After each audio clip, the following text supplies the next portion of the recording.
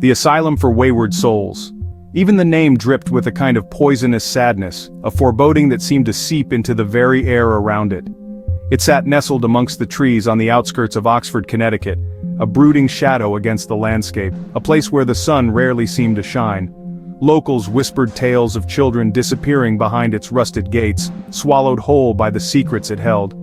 The stories were passed down through generations, each more chilling than the last.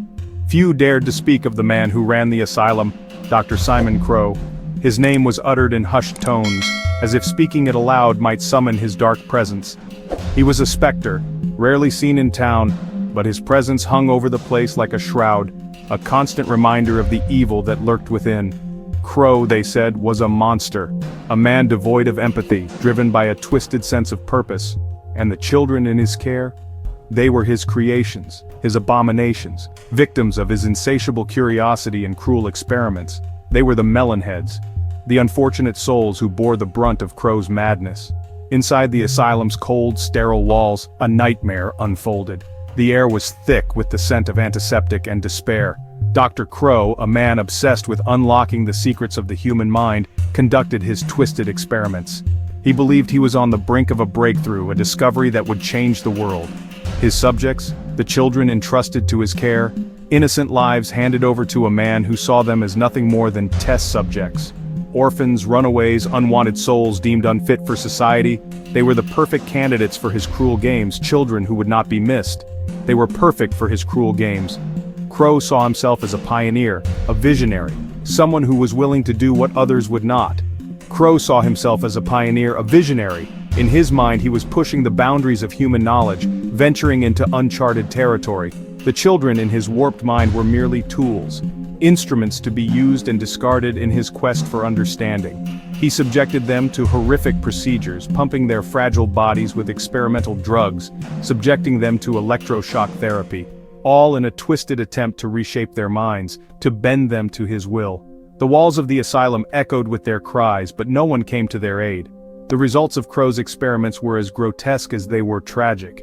The children, once innocent and full of life, were twisted into something monstrous, their bodies deformed. The children, once innocent and full of life, were twisted into something monstrous. Their bodies deformed, their spirits broken. Their heads, swollen and misshapen, earned them their chilling moniker, the Melon Heads. They became the stuff of nightmares, a living testament to Crowe's madness. But the physical changes were only the beginning. The true horror lay in what Crowe's experiments did to their minds. Crowe's experiments had a far more insidious effect on the children. Their minds, once bright and full of potential, were left shattered. Their minds, warped and broken by trauma, were left shattered. They became shadows of their former selves, haunted by nightmares, driven by a primal instinct to survive. They became shadows of their former selves, haunted by nightmares, driven by a primal instinct to survive. The Melon Heads, once children with dreams and hopes, were now lost souls, forever marked by the horrors they endured. Crowe's treatments were a macabre tapestry of pain and terror. Each session in his laboratory was a descent into a nightmare, a place where the boundaries of human endurance were tested and shattered.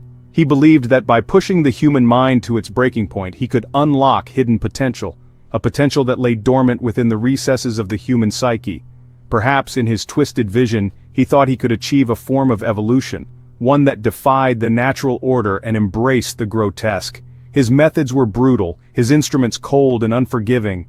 The tools of his trade were not just medical devices, but instruments of torture designed to inflict maximum pain and suffering. The children strapped to metal tables, their screams echoing through the asylum's desolate halls, became victims in his gruesome symphony of suffering. Each cry for help was a note in the discordant melody of agony that filled the air. Dr. Crowe. The experimental drugs I inject are a cocktail of unknown chemicals, designed to alter brain chemistry, to enhance certain faculties while suppressing others. These concoctions were untested, their effects unpredictable and often disastrous. The side effects were catastrophic. Bodies twisted and contorted in ways that defied nature, leaving behind a trail of broken and disfigured forms. Bones grew at unnatural angles, skin became pallid and stretched thin, eyes bulged from their sockets. The transformations were horrific, turning once innocent children into grotesque parodies of humanity. The children's cries became guttural moans, their words disintegrating into incoherent babble. Their minds, once filled with dreams and hopes, were now shattered, leaving behind only fragments of their former selves. They were no longer children, not in any sense that the word once held. They had become something else entirely. Victims of a cruel experiment that sought to strip them of their humanity. They were experiments, broken and remade in Crowe's image, each one a testament to his twisted vision, a reflection of his own descent into madness. Melon Head 1. The electroshock therapy was perhaps the most horrific aspect of Crowe's work. The electricity coursing through our bodies was a relentless assault, a torment that left us convulsing in pain. Our small bodies convulsing with the force of the electricity coursing through us, we would bite our tongues, our eyes rolling back in our heads. The pain was indescribable, a searing agony that burned through every nerve. The smell of burnt flesh lingered in the air, a testament to the cruelty inflicted within those walls. Crowe, however, remained unmoved. To him, the suffering was merely a byproduct of his grand experiment. He saw no pain in their eyes, only data points in his grand experiment. Each convulsion, each scream was meticulously recorded, a piece of the puzzle he was determined to solve. He meticulously recorded his observations, his cold clinical notes, a chilling testament to his madness. Each entry was a step further into the abyss, a journey into the darkest corners of the human mind. He was charting the descent of these children into darkness, blind to the fact that he himself was leading the way. In his quest for knowledge, he had become the very monster he sought to create, a harbinger of madness and mutation. Years passed, each day blending into the next, a relentless march of time that seemed to stretch into eternity. The asylum became the children's whole world, a prison of shadows and screams, where the walls seemed to close in on them, suffocating their spirits. They knew nothing but pain, fear, and the looming presence of their tormentor, Doctor Crowe, whose very name sent shivers down their spines. But even in the darkest corners of their existence, a spark of defiance flickered, a tiny ember of hope that refused to be extinguished. The children, their minds fractured yet not entirely broken, began to communicate, to form bonds forged in shared suffering. They whispered in the dead of night, sharing stories of a world beyond the asylum walls. They understood each other in ways that Crowe, in all his supposed brilliance, never could. Their silent camaraderie became their strength, a lifeline in the sea of despair. One night, a storm raged outside, mirroring the turmoil within the asylum walls. The wind howled like a banshee, and the rain pounded against the windows with a ferocity that seemed almost sentient. Lightning split the sky, momentarily illuminating the children's faces, twisted in fear and something else. Hope. In that brief flash, they saw each other's determination, a silent pact to seize this moment. For tonight, they would run. They had planned for this, every detail meticulously thought out, every risk calculated. The storm had knocked out the power, plunging the asylum into darkness. The usual hum of the generators was replaced by an eerie silence, broken only by the distant rumble of thunder. It was a gift, a chance presented by fate. The darkness that had once been their enemy was now their ally, cloaking their movements in shadow. The older children, their bodies bearing the brunt of Crowe's experiments, had managed to pry open a rusted grate covering a drainage tunnel. It had taken weeks of effort, but now it was their gateway to freedom. It was a long shot, a desperate gamble. The tunnel was narrow and treacherous, but it was their only chance. They had nothing to lose and everything to gain. Whispering words of encouragement, we ushered the younger ones through the opening first, their small bodies disappearing into the darkness. Each child that vanished into the tunnel was a victory, a step closer to freedom.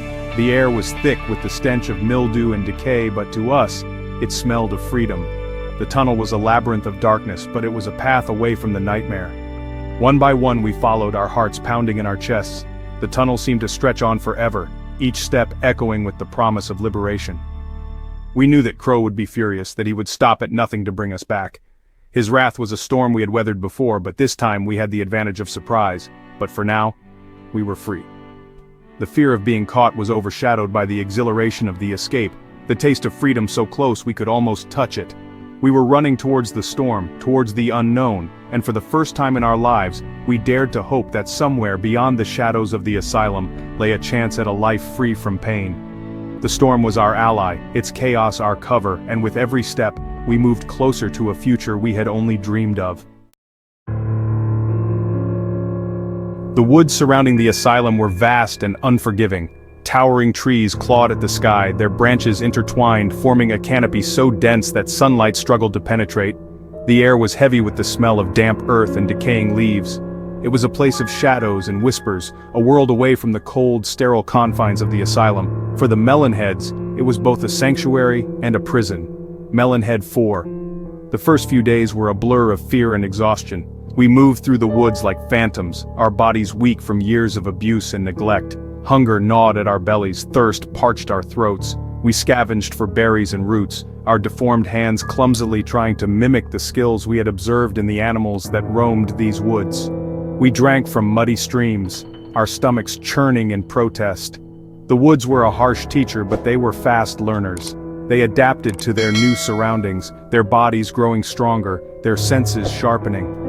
They learned to recognize the rustle of leaves that signaled danger, the scent of prey on the wind. They found shelter in hollowed-out logs, in caves hidden behind waterfalls. They became one with the shadows, their misshapen forms blending seamlessly with the twisted branches and gnarled roots that surrounded them. They were no longer the scared, broken children they had been within the asylum walls. They were survivors. They were the Melon Heads, and these woods were theirs.